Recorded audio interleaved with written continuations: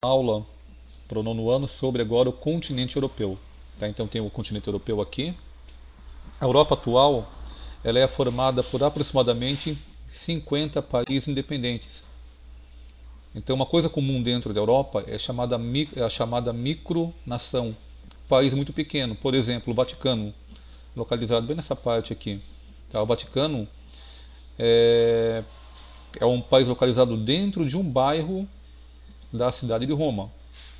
Tá? Então é muito comum um micropaís dentro da Europa. Liechtenstein aqui também, Luxemburgo.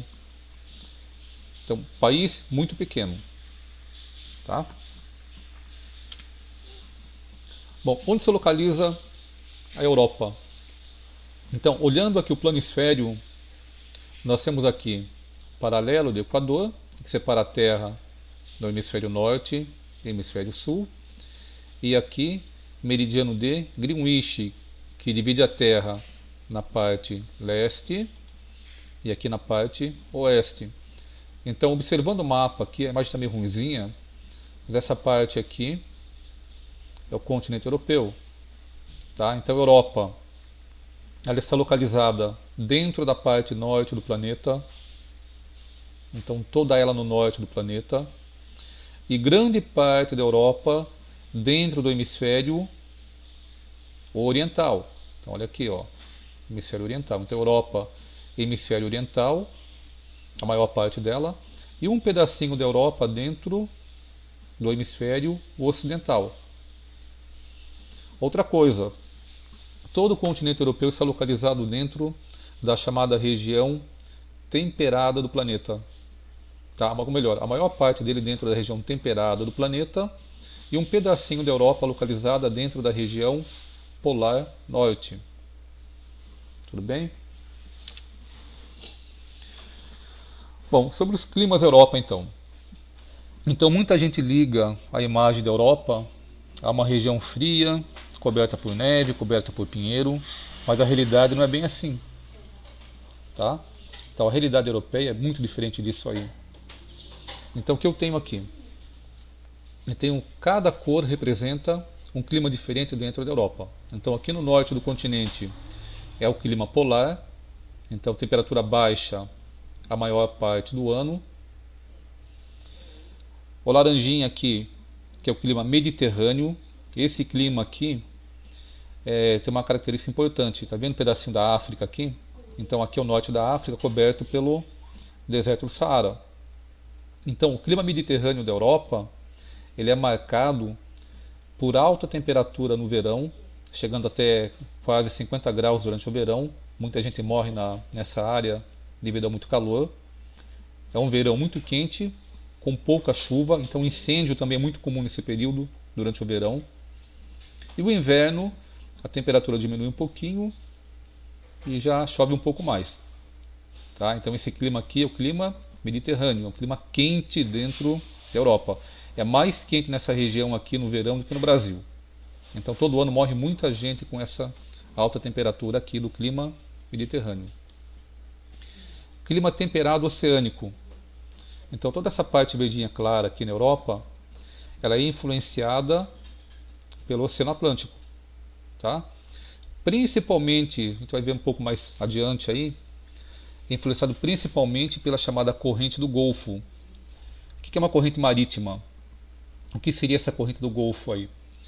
É uma porção de água que nasce no continente americano, uma água quente. Então essa água quente, essa corrente quente do Golfo, atravessa todo o Oceano Atlântico, chega aqui na Europa, e quando chega aqui, ele faz o quê? Ele ameniza a temperatura. Tá? Ele aumenta a temperatura um pouquinho.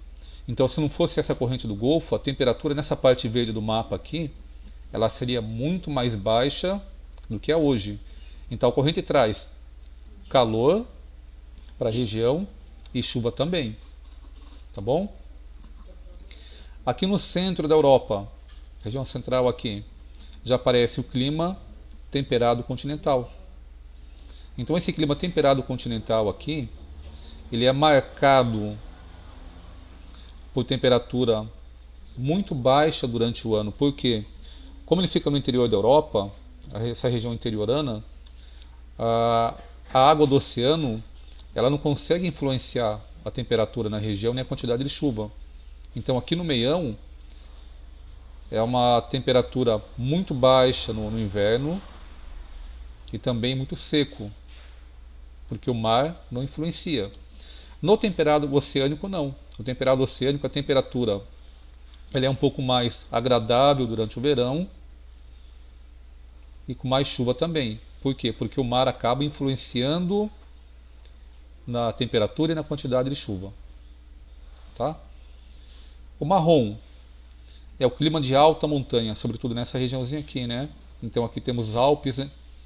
Os Alpes são uma região muito alta, então existe aqui o efeito da altitude. Lembra lá do sexto ano, o efeito da altitude? Quanto mais alto for um lugar, a temperatura tende a ser mais baixa. Aqui falando sobre a corrente marítima. Então existe no mundo correntes marítimas quentes e correntes frias. Então essas correntes aqui, cada setinha dessa aqui é uma porção de água que corre dentro do oceano. A água do mar não é igual. Existe água mais salgada, menos salgada, água mais fria e água mais quente. Então a água fria ela não mistura com a água quente, ela segue um caminho diferente, tá? Então aquilo que eu falei, a corrente do Golfo, ela nasce aqui na América. Olha para onde ela vai aqui, ó.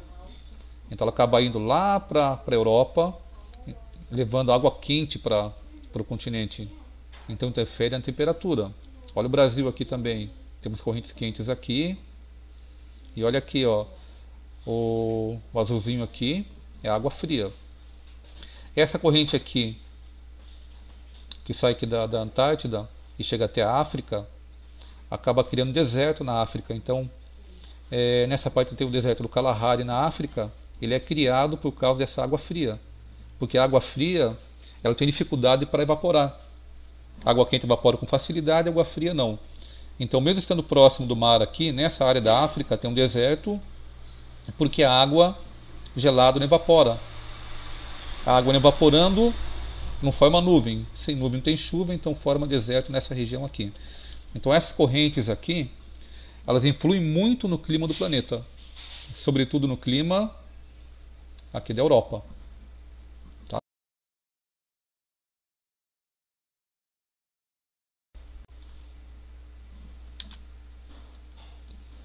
Então, um exemplo aqui do clima, voltando com o clima mediterrâneo.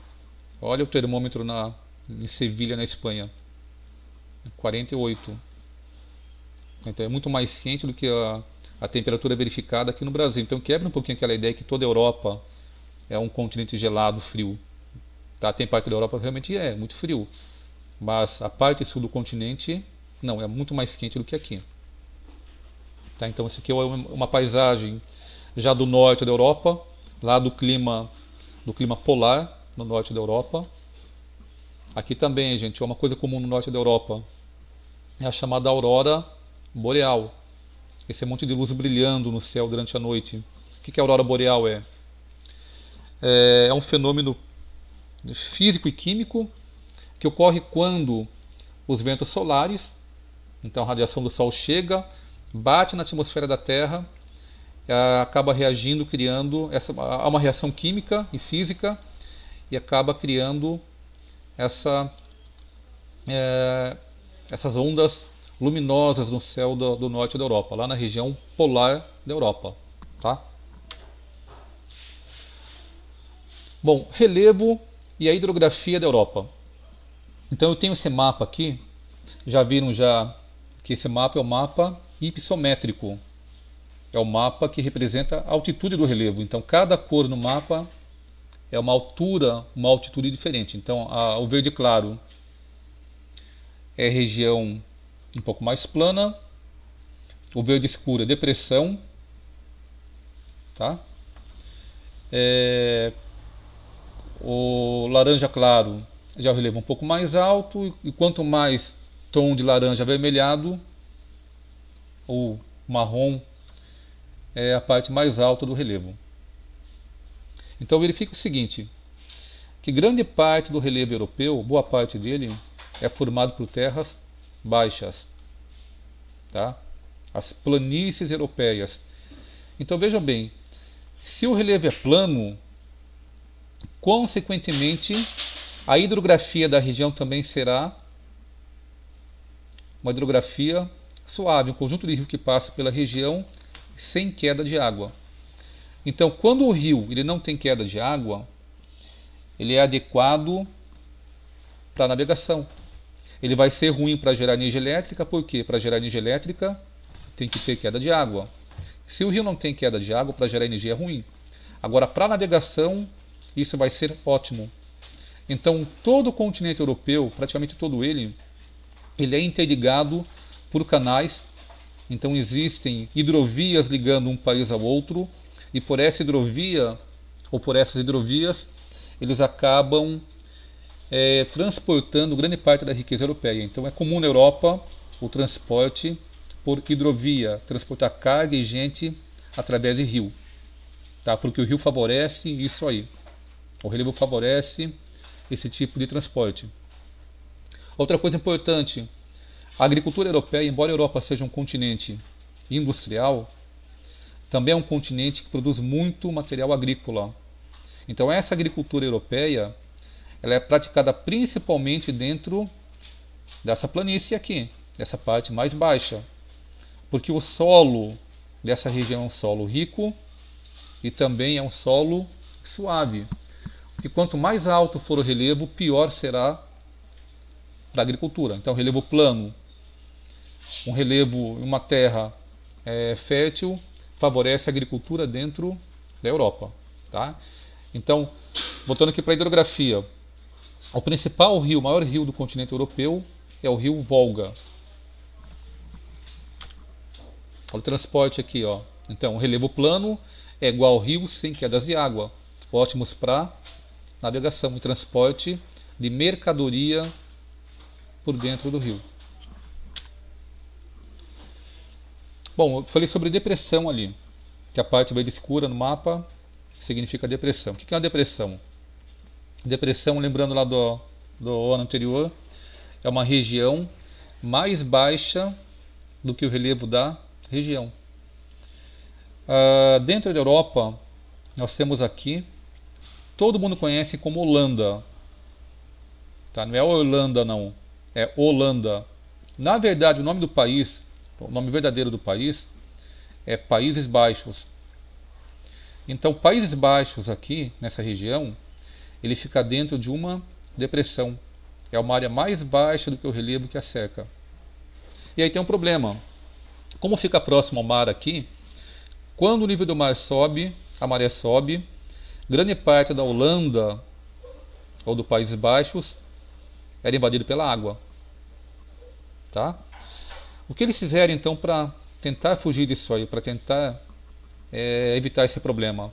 Eles construíram barragens praticamente em volta do país todo para defender a região contra o avanço do mar. É muito comum a imagem da Holanda vocês terem aqueles moinhos de vento. Então aqueles moinhos de vento foram construídos na Holanda para bombear a água do mar que entrava para fora do país. Então a água entrava e jogava de volta para fora. O moinho, antigamente, através do vento, ele bombeava a água para fora. Tá? Então tem um vídeo aqui que eu coloquei para vocês aí, para vocês verem o documentário sobre isso aí. Tá bem rapidinho, acho que são 10 minutinhos de vídeo no máximo aí. Então vejam o endereço aqui, mandem e vejam sobre como que a Holanda convive com isso aí. Tá?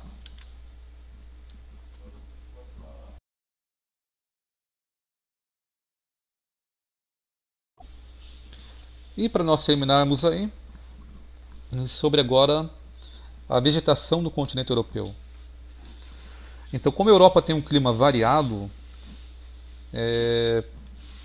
o clima ele influencia na vegetação do local. Então, as plantas se adaptam ao tipo de clima, sobretudo. Tá? Lógico que tem também o tipo de solo, o relevo interferem. Mas o que mais interfere no tipo de vegetação de um local é o clima. Então lá no norte da Europa aparece a chamada tundra, que é uma planta bem rasteirinha, não tem nem, ela chega a 20 centímetros de altura no máximo. Então essa tundra aqui é uma plantinha adaptada ao rigor do clima polar. É muito frio aqui, a planta ela vive 90 dias no ano no máximo. Então quando chega o verão polar, essa plantinha consegue aparecer, tá? Plantinha rasteira. Próximo a ela ali aparece a floresta chamada taiga ou mata boreal também. Então essa planta chamada taiga ou mata boreal é a maior floresta do planeta. É uma floresta homogênea, formada somente por pinheiro.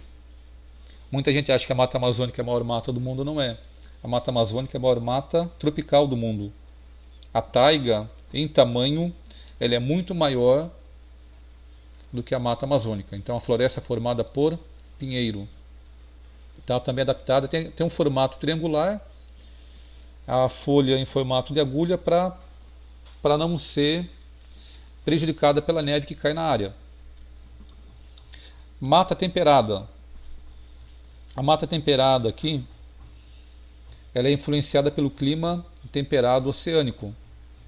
Então essa mata temperada, ela fica folhada durante o verão. Quando chega o outono e inverno, ela perde folha. É a floresta de folha caduca. Por que caduca? Porque a folha cai durante certa época do ano. Tá? O vermelhinho aqui é a vegetação mediterrânea. Então essa vegetação adaptada a alta temperatura. Tá? Não é a floresta tão alta quanto a mata temperada, uma planta um pouco menor, é adaptada a alta temperatura e a falta de chuva no verão. Tá? O amarelinho aqui são as estepes, que é uma vegetação rasteira, porque aqui no meio da Europa a temperatura ela é baixa e é muito seco também, está longe do mar, então aqui acaba ficando um pouco mais seco. Então a planta se adapta a esse ambiente, a falta de chuva e a baixa temperatura. Então aqui, um exemplo aqui é a mata de taiga, também é chamada mata boreal, a maior floresta do mundo. A mata temperada, que é essa mata que sempre vem em filme americano, esse tipo de planta, né, que chega ao outono, né, começa a cair a folha. E como a Europa e o território estadunidense ficam na mesma latitude, então a planta vai ser igual, o clima vai ser parecido e a planta também. Então, planta arbórea e as folhas caem durante o outono e o inverno. Tá? Aqui as pradarias, que é essa planta mais rasteira lá no interior da Europa, região mais seca, região seca e fria. Aparece aqui a pradaria. Então é do planta do clima tropical, do clima temperado continental, que é o clima frio e seco. E aqui a estepe semiárida, região mais seca ainda, região seca e gelada, tá? Então aparece a planta, a vegetação pobre até, né? Ela não é tão alta, não aparece tanta árvore. Por quê? Porque falta chuva, falta umidade. Faltou umidade, a planta ela não cresce tanto. Local bastante úmido, a planta cresce. Local pouco úmido, a planta não cresce muito. Ela fica meio vegetação rasteira. E aqui a vegetação mediterrânea. Ela é formada por oliveiras. As plantas são maquis e garrigues, o nome da vegetação. Que é marcado e que é encontrado oliveira. O grande representante dessa vegetação são oliveiras, que é de onde se extrai o azeite. Por isso o azeite da Espanha e de Portugal são os melhores do mundo, tá? Porque o clima favorece o tipo de planta.